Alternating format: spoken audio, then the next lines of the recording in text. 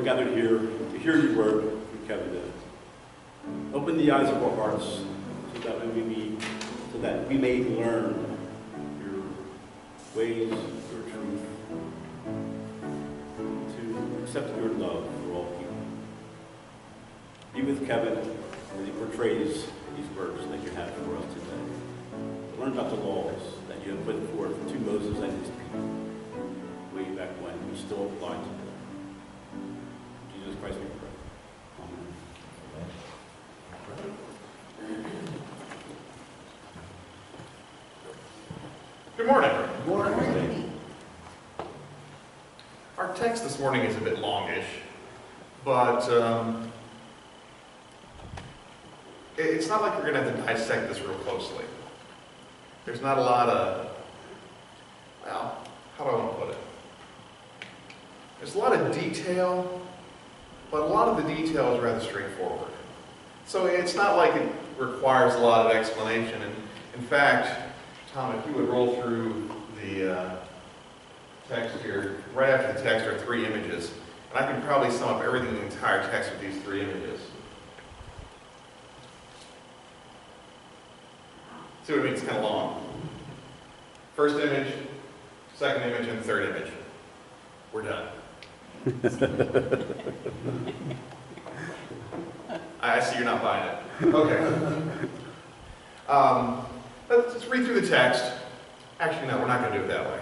I'll read through it as we move through each section, and we'll refer back to those images at some point. So, Tom, I'm going to make you work hard this morning. Okay. Wear out that thumb. If you would, pray with me, please, as we begin. Gracious God, as we look at the text this morning, we are aware that some of this is beyond our ability to imagine or even to really comprehend the detail that you are passing on to Moses. But as we look at it, we understand a few things as well. So open our hearts and our minds to hear, to understand, and to be open to what you are saying to us this morning through these items that were central to the worship of your people years and years ago. Help us to understand what we need to know today, that we might live faithfully and with integrity in our day and in our culture. We ask this in Jesus' name. Amen. So part of this, we're getting now to the building of a tabernacle. The portable temple of God's people. And this is an important bit. It talks about what's important, what's holy. Now, the tabernacle itself is set apart for specific uses. And within the tabernacle itself, you see there are 3 areas that are set apart for various levels of worship. And at the heart of that is the Holy of Holies. Now, it's interesting. Everything we're looking at today revolves around the Holy of Holies. And we start with the most important item in the Holy of Holies. And we continue to back away and see other things that are part of this. Now, what was going on is we are dealing with that which is the most holy first. Now again, holy is a word that creates all kinds of interesting confusion for us. If I say something is holy, or hallowed ground in a cemetery, well, what does that mean? Well, that means at some point it's been blessed, it's been set apart for special use, and in particular, Christian burial. If I say this building is holy, it means it's been set apart for particular use, for worship and service. If I say that you are holy, suddenly we begin to change the way this definition works. We begin to imply a long moral code. And while that does come with it, the first and most important thing of being holy is being marked by God and set apart for God's use in this place and beyond this place. Remember, the children of Israel were called to be a priesthood, a royal nation, a nation of priests. In the New Testament, we are called as the church a priesthood of all believers. And priests have holy functions. Now, we're coming to the items that were used in the worship of God's people in the tabernacle. So let's take a look at, the first 8 verses or so. The Lord said to Moses, "Tell the Israelites to bring me an offering.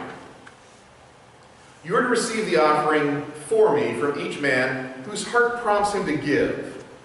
These are the offerings you are to receive from them: gold, silver, and bronze, blue, purple, and scarlet yarn and fine linen, goat hair, ram skin dyed red, and the hides of sea cows, acacia wood, olive oil for the light, spices for the anointing oil, and fragrant incense, and onyx stones and other gems to be mounted on the ephod and the breastplate.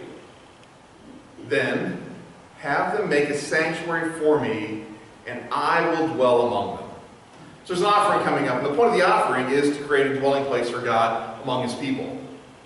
In the ancient world, every god had a dwelling place. It was a temple. They were constructed according to particular patterns from each culture. If you want to ask what culture most closely is associated with the temple plans and layouts that we find in the building of the tabernacle and later Solomon's temple, we look at the Canaanites. They have the most similar structures. In fact, they're north of Jerusalem, and I'm forgetting the name of the site, and I will tell you in a couple weeks. Not because I won't remember for a couple weeks, but because I won't be here for a couple weeks. There's another sanctuary that was located that has a smaller footprint than the temple, but it represents the same type of structure, just in a smaller degree. So the structure itself is not overly unique in its layout and its function even, but what is unique about it is this is the dwelling place of the God of Israel, and this is singular, one God, not many. So there's going to be an offering to build this. And just look at the things that are part of this offering here.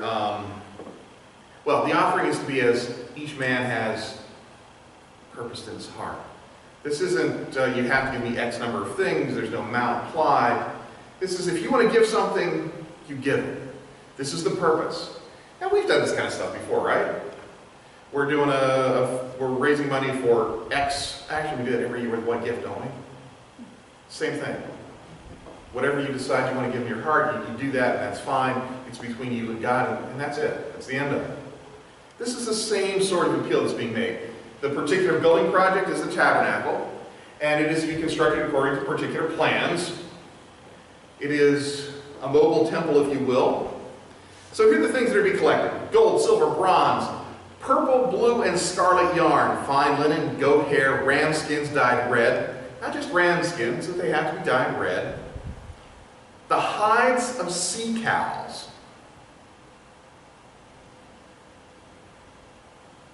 Where do you find a sea cow in the Sinai desert? Well, manatees we do find in Florida. Their cousins, which are not the freshwater varieties, are found off the coast of Australia, up through the Indian Ocean, up to the Persian Gulf. So if there are going to be sea cow hides used in building the temple, they're probably coming through trade. Now, this could be trade that happened before they left Egypt, things that they brought with them, or it could be something that was obtained more recently. Now, you know, when we think about going out into the desert, the wilderness, the Sinai Peninsula, does not sound like a place where you can pick up things real quick, does it? No Walmart to stop at, you can't order through Amazon. So how in the world would you find sea cow hides there? Well, believe it or not, the ancient world was crisscrossed with trade routes. There have been long established trade routes between India and Egypt, for example. In the 1st century, the Apostle Thomas went to India. He knew where he was going because people have been trading back and forth for centuries and centuries. In fact, when he went there, he most likely first went to the Jewish community that was there, because there were a group of Jewish traders who had settled in India, and that community was there for a long time. really up until about late 1940s, early 1950s. It was very active and very well known from antiquity. One of my favorite stories, I know, just indulge me for a minute, I know it's off topic, but there was a monk from Alexandria in the 4th or 5th century, I don't recall which, who went to India to check on the church that was there, which is today known as the Thomistic Church, before Thomas. And he came back with a copy of the Gospel of Matthew in Hebrew. They told him to bring it back because no one here could read it anymore.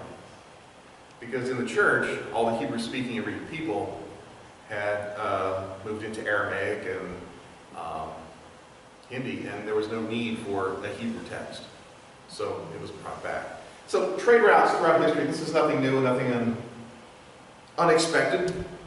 So we have the sea cow hides, acacia wood, olive oil, spices and incense, onyx and other gems.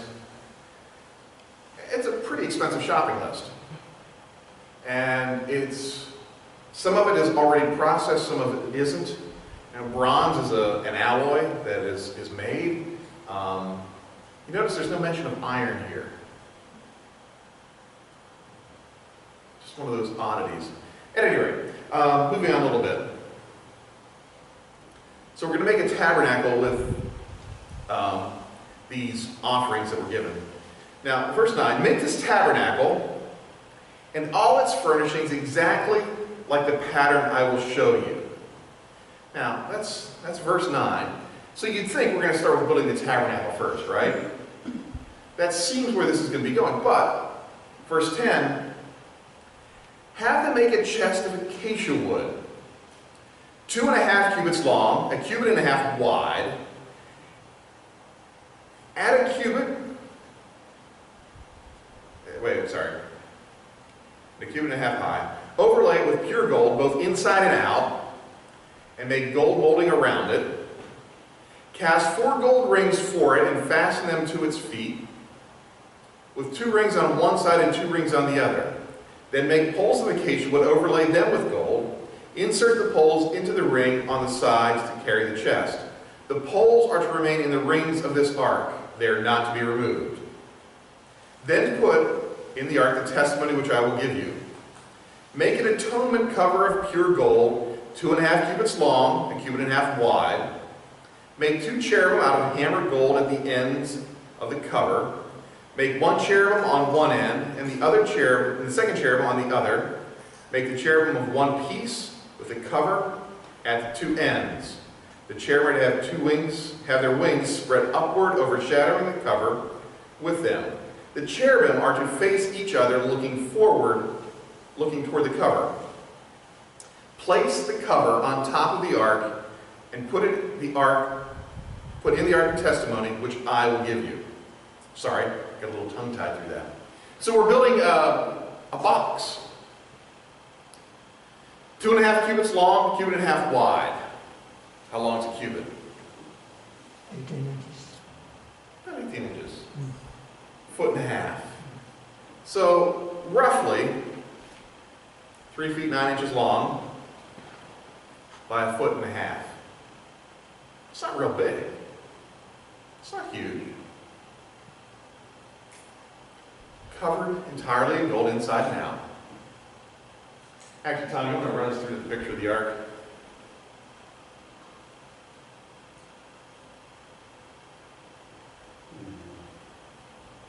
How long were the poles?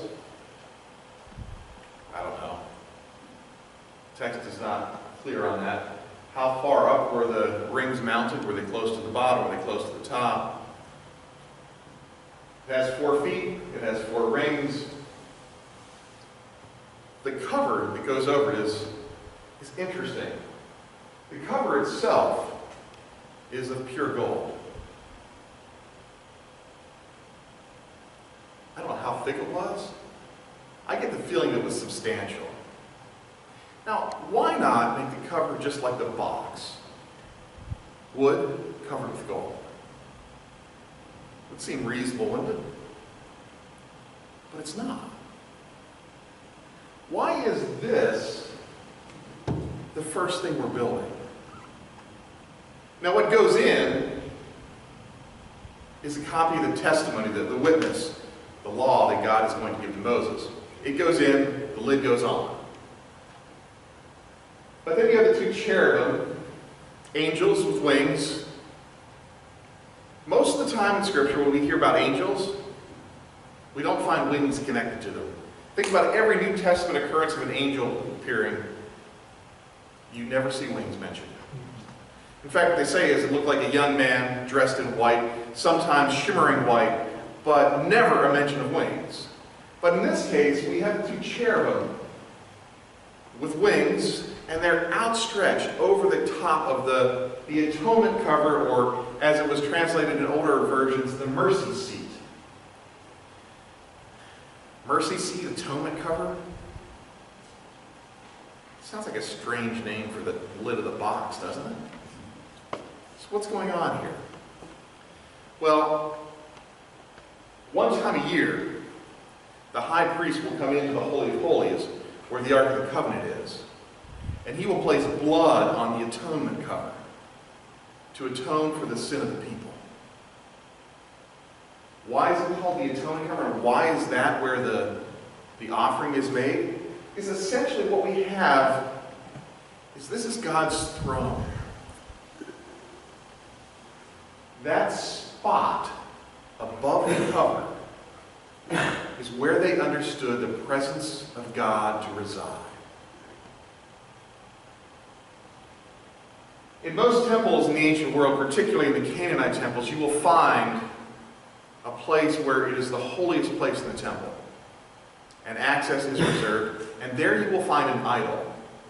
That idol is a physical representation of the god.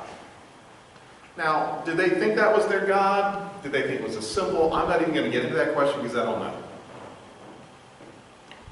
But you notice what's missing here in the Holy of Holies? There is no idol, no image to worship. All there is the throne. And it's at the throne where sin is forgiven. Now, in Christian theology, we don't have an Ark of the Covenant. We don't have a mercy seat. We don't take blood to a place to be offered for forgiveness. It is understood that that has been addressed when Jesus was crucified. Same language is used. How do we understand Jesus' death and resurrection? We talk about it as atonement, about our sin being forgiven.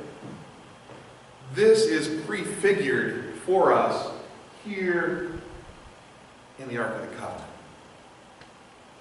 Now the Ark, I'm not saying it actually looked like this. In fact, if I could have found the Ark, an image of the Ark that was used in the movie Raiders of the Lost Ark, anybody see it? That's the one I like. But that's just the one that I saw first when I was a kid, so whenever I think Ark of the Covenant, that's what I think. But this one's acceptable. And what happens to the Ark? This is one of the great mysteries of the Bible. And if I'd have time to play with this for the rest of the day, I would. But you know, the Ark just simply disappears from the biblical record. We know at one point it's been captured by the Canaanites. We know it's had various times when it's been absconded by others. But all these are mentioned. But by the time the second temple is destroyed, there is no record whatsoever of the Ark being in the temple. It's simply not mentioned. If you go to Rome today, you can see the triumphal arch that Titus was built for Titus. And on the side of the ark, you can see the menorah, the candlestick that was in the Holy of Holies in the temple. It's taken to Jerusalem. Or it's taken from Jerusalem to Rome. But you know what you won't find on that triumphal arch? No depiction of the Ark of the Covenant. wasn't there. Where did it go? You can join treasure hunters like Indiana Jones if you want to. You can look through the page of the Bible. But at the end, we don't know where it is.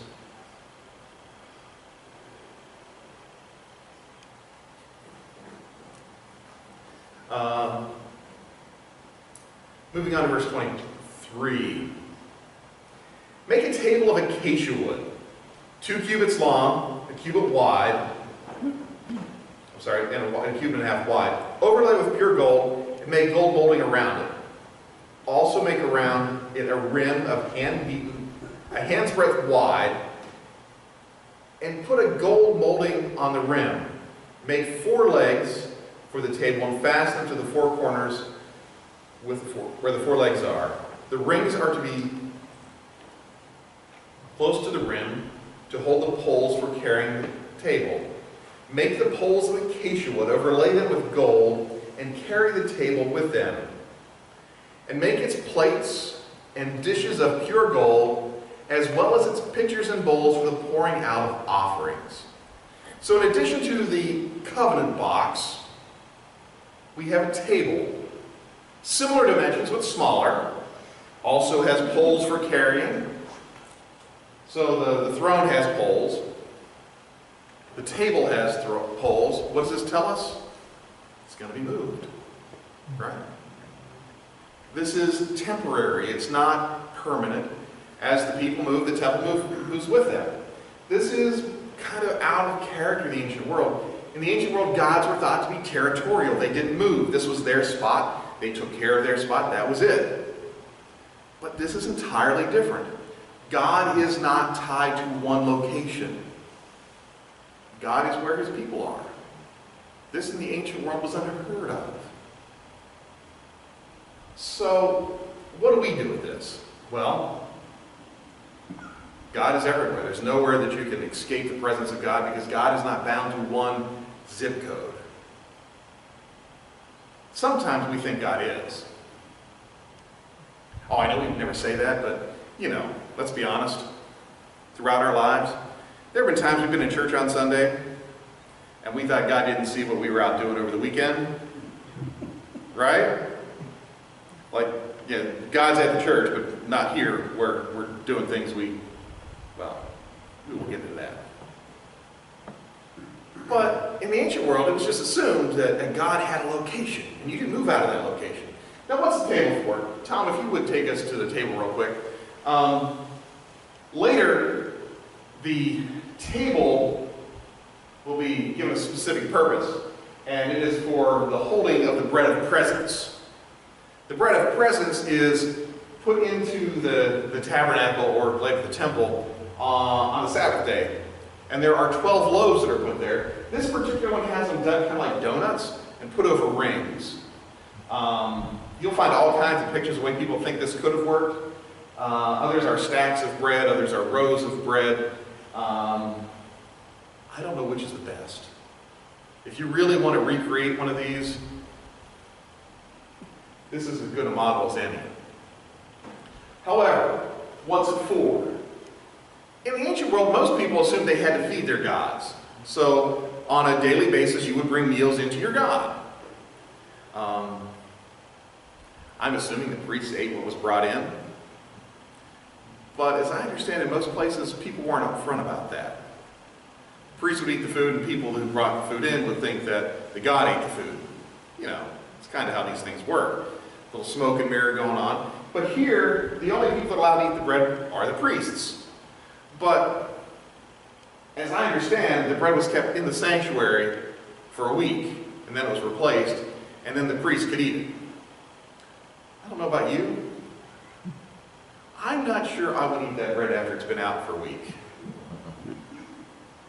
Maybe it's French toast, but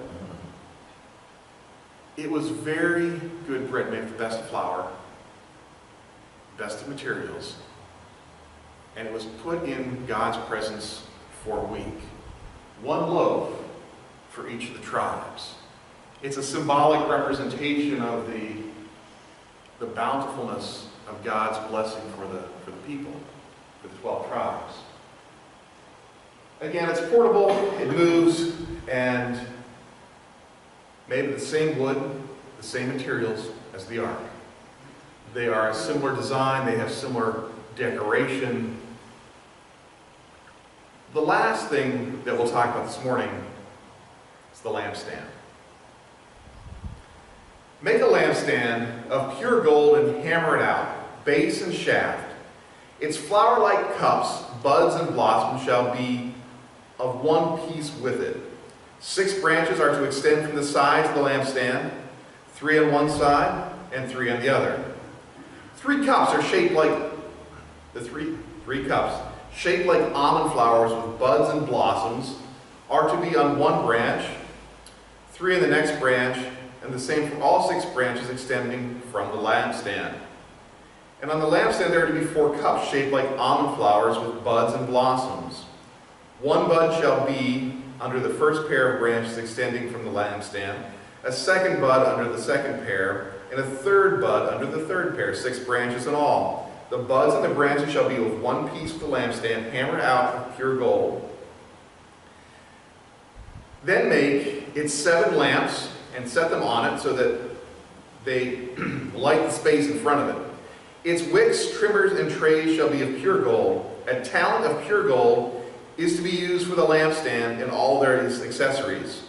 See that you make them according to the pattern shown you on the mountain. A lampstand of pure gold. It's decorated with almond flowers and buds and blossoms, and the whole thing is made out of a talent of pure gold. Now, how much is a talent?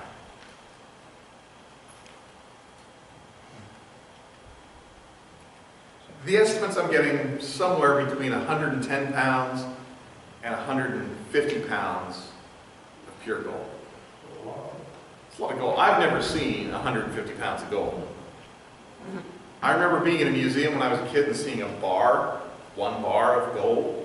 You put your hand on it because it was retained behind rings of plexiglass. You could reach in and touch it, but you couldn't move it. We tried. We couldn't get it out. Well, all right. What's 110 pounds of gold? What's that worth today? Anybody want to take a guess? 100,000. 100,000? Anybody else? Million? Anybody else? Not quite that much. Roughly $1.9 million. Just for the lampstand. Just for the lampstand. Put this in context. We're building a new church, and the lighting for the sanctuary comes in at almost $2 million.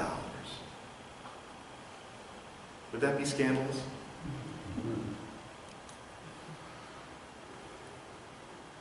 But I suspect even more gold was used for the ark and the table than for the gold lampstand. So our budget for these 3 pieces of furniture for the Holy of Holies, probably somewhere between $5 and $6 million. Can you imagine next church board meeting? We tell Tom we're looking at a $5 million improvement project for the sanctuary. It's going to be 3 pieces of furniture. What are you going to say, Tom? Go fight it.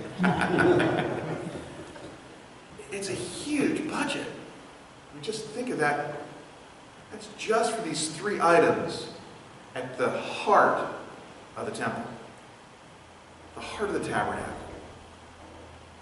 And this is the first step in the building process. Now, these are the holiest items that are going to be used.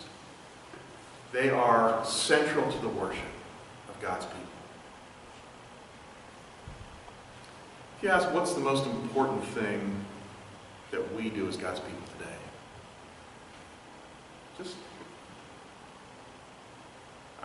When I was in seminary, we went to like 3 different churches for a class, and we looked at their budget. We also looked at their mission statements. It's interesting. Many churches said that these 3 things, independent from church to church, were their core values.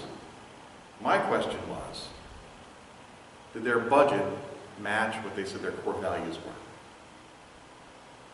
In most cases, those 3 things that were supposed to be the most important did not receive the biggest share of the church's budget. Only in one of the 3 churches did they. Now, if we do the same question here and look at our budget and look at what we value, do they match? Part of how we figure out what's really important to us is looking at how we spend our money. It's one thing to do that as a church, but it's also something we do as family or as an individual. This is my money, and this is how I spend.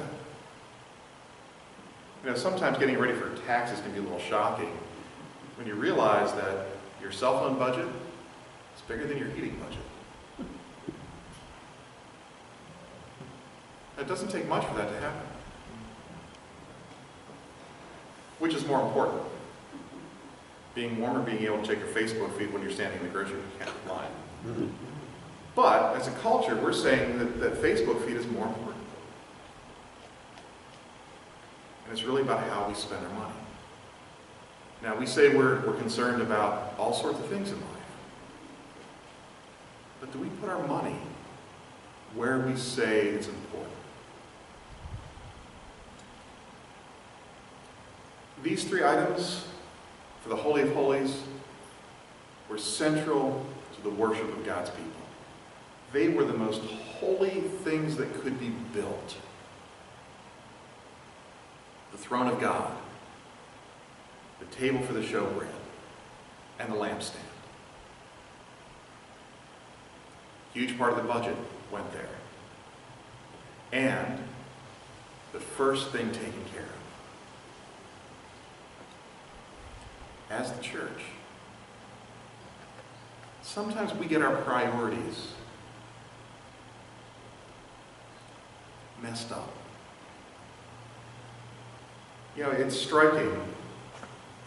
Jesus never said, the world will know that you love me if you've got really clear doctrinal statements, or if you get your theology right, or if you believe in a literal 6-day creation.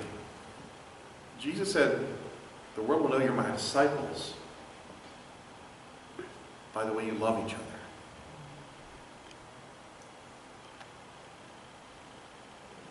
And yet, last count I saw, we have 35,000 Protestant denominations worldwide.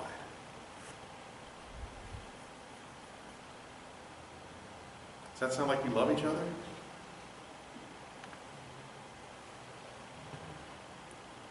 Same thing's true for us as individuals.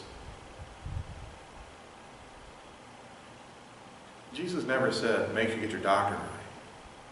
Jesus said, love your neighbor, love your enemies, but most of all, love God. Prayer.